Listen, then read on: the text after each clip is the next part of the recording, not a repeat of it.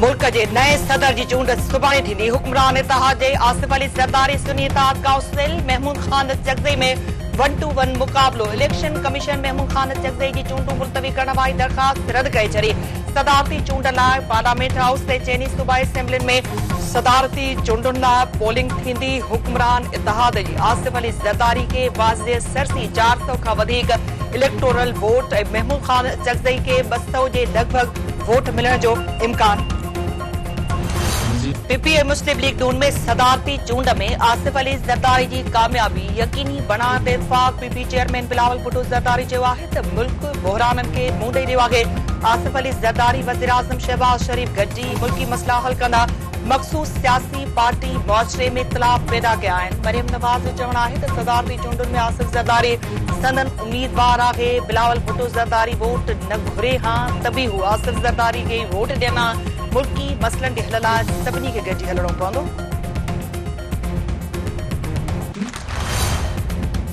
JUI सरबराह मौलाना फज़लुर रहमान सदारती चूंड में आसिफ ज़रदारी के वोट ॾियण खां जवाब ॾेई छॾियो। अॻूणे वज़ीर आज़म यूसुफ रज़ा गिलानी सरबराही में पीपी वफ़द जी मौलाना फज़लुर रहमान सां मुलाक़ात।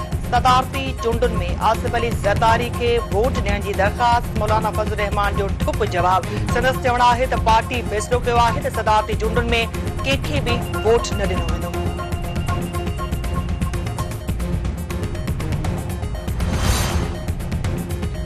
कौमी असेंबली में मख़सूस सीटुनि ते कामयाब मेंबरनि कसम खणी वरितो। सुन्नी इत्तेहाद काउंसिल जे मेंबरनि जो हंगामो कसम तौहीन अदालत करार।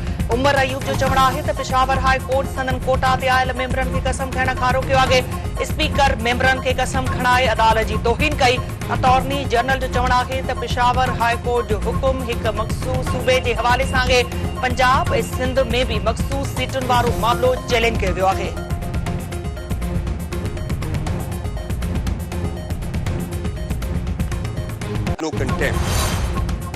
हुक्मरान इत्तेहाद मोहसिन नकवी के सेनेट जी चूंड विढ़ाइण जो फ़ैसिलो करे छॾियो। सेनेट चूंड में कामयाबी खां पोइ मोहसिन नकवी के घरू वज़ीर बणाइण जो इम्कान।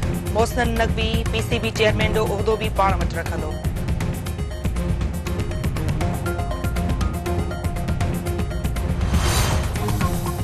सिंध जे वॾे वज़ीर सैयद मुराद अली शाह तरफ़ा ज़मीनुनि जी अलाटमेंट समेत निगरान हुकूमत जे समूरनि फ़ैसिलनि ते नज़रसानी करण जो ऐलान। अमन अमान जी सूरतहाल गणती जोगी करार। पुलिस ऐं इंतिज़ामिया में तब्दीलियुनि जो फ़ैसिलो। संदसि चवणु आहे त हू अमन अमान जी सूरतहाल मां मुतमिन आहे। शहरी ऐं बहिराड़ी जे इलाइक़नि में हालतूं ख़राब आहिनि। पुलिस ऐं इंतिज़ामिया में तब्दीलियूं ज़रूर थींदियूं। निगरान हुकूमत ख़ानगी कंपनी खे ज़मीनूं अलाट कयूं आहिनि। निगरान हुकूमत जे समूरनि फ़ैसिलनि ते नज़रसानी कई वेंदी। सुभाणे खां रमज़ान पैकेज ते अमल शुरू कयो वेंदो। प्रोग्राम ज़रिए 44 लख ख़ानदाननि खे फ़ाइदो थींदो। सूबाई हुकूमत पाण का बि बचत बाज़ार न लॻाईंदी। IMF तहरीक इंसाफ़ जे ख़त खे सियासी मामलो करार ॾेई रद्द करे छॾियो। नई हुकूमत सां मुआशी प्रोग्राम अॻिते वधाइण जो ऐलान। आलमी मालियाती इदारे जे तर्जुमान ईस्टर पेरिस जो चवणु आहे त तहरीक इंसाफ़ जो IMF खे लिखियल ख़त सियासी मामलो आहे। इदारे जो मैंडेट मुआशी मसइलनि ताईं महदूद आहे। अंदरूनी ऐं सियासी मसइलनि ते तबसरो नथो करे सघिजे।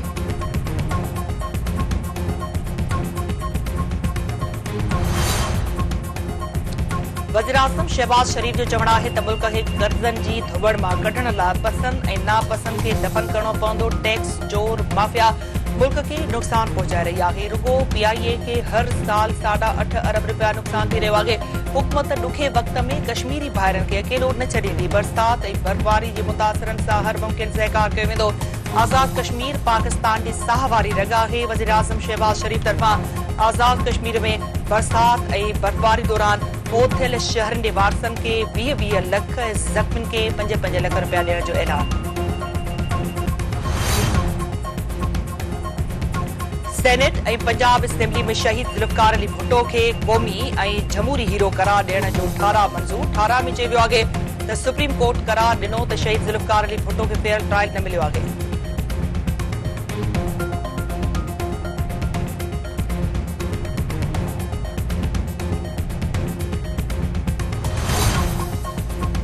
Army chief general Asim Munir तरफ़ां बलोचिस्तान ज़िले आवरान जो दौरो। कैडेट कॉलेज जो इफ्तिताह। सूबे जी सिक्योरिटी सूरतहाल समाजी इक़्तिसादी तरक्की समेत ज़राअत खे हथी वठाण में पाक फ़ौज जी कोशिशुनि बाबति ब्रीफिंग।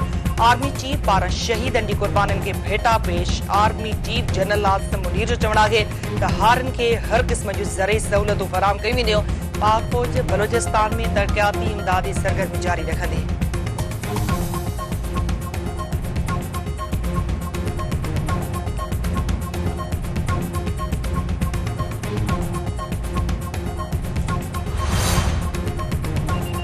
सिंध समेत समूरे मुल्क में औरतुनि जो आलमी दिहाड़ो मल्हायो वियो। कराची, हैदराबाद, सखर, लाड़कानी, नवाबशाह ऐं मीरपुर ख़ास समेत नंढनि वॾनि शहरनि में तक़रीबूं ऐं रैलियूं मुख़्तलिफ़ शोबनि में बहितरीन कारकर्दगी ॾेखारींदड़ औरतुनि खे भेटा।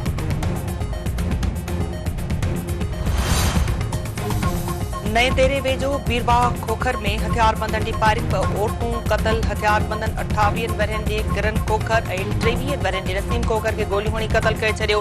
DIG वाक़े जो नोटिस वरितो, रिपोर्ट तलब।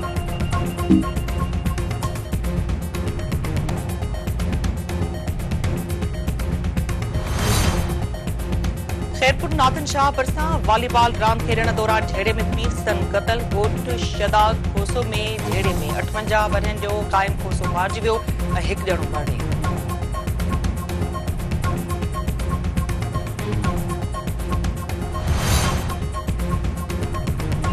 खानपुर वेझो लिंक रोड ते हथियारबंदनि जी पुरलुट बजणा अगवा। हथियारबंद बशीर पहोड़ ऐं सनाउल्ला सुमरो खे अगवा करे विया। मुखबिंदी वारसनि जो एहतजाजी मुज़ाहिरो। इंडस साहिब ते धरणो ट्रैफिक मुअतल। अगवान जो चवणु आहे त खानपुर तालुके में बदमनी उरूज ते पहुची चुकी आहे। अगवा पुरलुट जा वाक़िया मामूल बणिजी विया आहिनि। शिकारपुर भरिसां हथियारबंदनि हथां वधीक बजणा अगवा। हथियारबंद इसरार बिरोही ऐं अली नवाज़ बिरोही खे अगवा करे विया। हिकु ई ॾींहुं अगवा थियल माण्हुनि जो अंग वधी 4 थी वियो।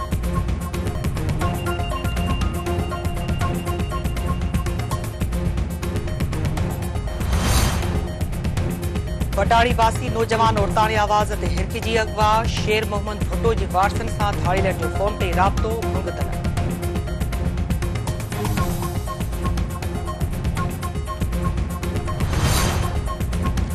गढ़ी यासीन भरिसां कान्हे इल्ज़ाम हेठि मुड़ुस गोलियूं हणी घरवारी खे क़तल करे छॾियो। ॻोठ सोबो जखराणी में 26 वरहनि जी नादिया खे कान्हे इल्ज़ाम मड़े मुड़ुस अमानुल्ला रिंद गोलियूं हणी क़तल कया।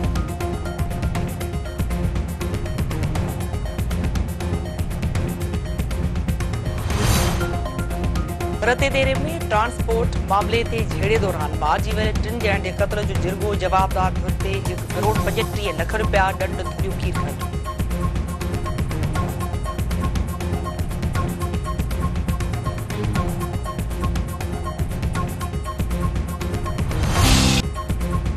मीरपुर ख़ास में बहार जी मुंद जी आजा में गुलनि जी निमाइश शुरू। ज़िलई काउंसिल चेयरमैन मीर अनवर तालपुर तरफ़ां गुलनि जी निमाइश जो इफ़्तिताह। खाधे पीते जी शयुनि हथ जे हुनर समेत मुख़्तलिफ़ क़िस्मनि जा स्टॉल ठाहिया।